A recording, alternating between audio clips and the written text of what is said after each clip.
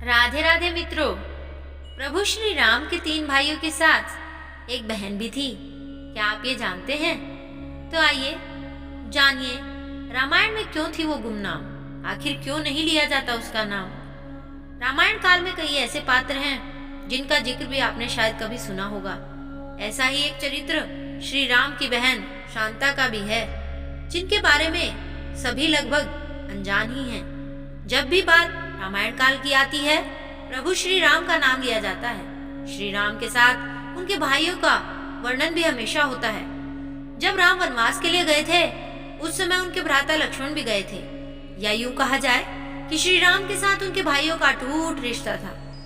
आप सबने राम जी के सभी भाइयों का जिक्र तो सुना होगा, लेकिन शायद ही आप में से किसी को पता हो कि राम की एक बहन भी थी। ऐसा माना जाता है कि भगवान राम की सबसे बड़ी बहन शांता थी। जब रामायण की बात आती है, तब शांता का जिक्र लगभग ना के बराबर होता है। लोग इस बात से अनजान हैं कि महाराज दशरथ और रानी कौशल्या की सबसे बड़ी बेटी शांता थी। आपको बता दें कि देवी शांता की कुछ स्थानों पर पूजा भी होती है। आइए जाने राम जी की बहन शांता के जीवन से जुड़ी हुई कुछ खास बातें।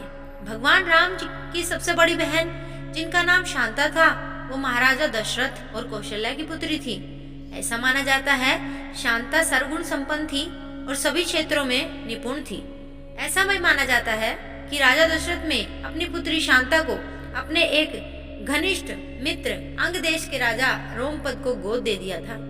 पौराणिक कथाओं में इस बात का जिक्र है कि एक बार राजा रोमपद अपनी पत्नी वर्षिणी के साथ दशरथ और कौशल्या से मिलने आए। दरअसल वर्षिणी कौशल्या जी की बहन और श्री राम और देवी शांता की मौसी थी। उस समय वर्षिणी ने अपनी बहन से देवी शांता को गोद लेने की इच्छा जताई और कौशल्या ने शांता को अपनी बहन को सौंप दिया। इस प्रकार शांता अंग देश की राजकुमारी बन गई। ऐसा माना जाता है कि देवी शांता वेद, कला और शिल्प कला में निपुण थी। शांता बहुत ही सुंदर थी।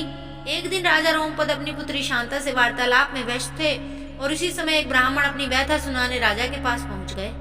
राजा उस गरीब ब्राह्मण की याचना सुन न पाए और ब्राह्मण रुष्ट होकर उन्हें श्राप देकर चले गए। उस समय इंद्रदेव भी अपने भक्त का यह अपमान सहन न कर पाए और उन्होंने धरती पर सूखा कर दिया।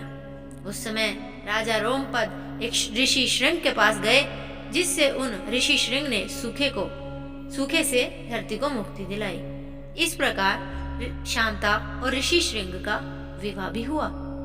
तो मित्रों, जैसा कि हमने बताया कि कुछ ऐसे ही अनजाने और अनसुलझे तथ्यों के लिए आप चैनल को लाइक कीजिए, सब्सक्राइब कीजिए।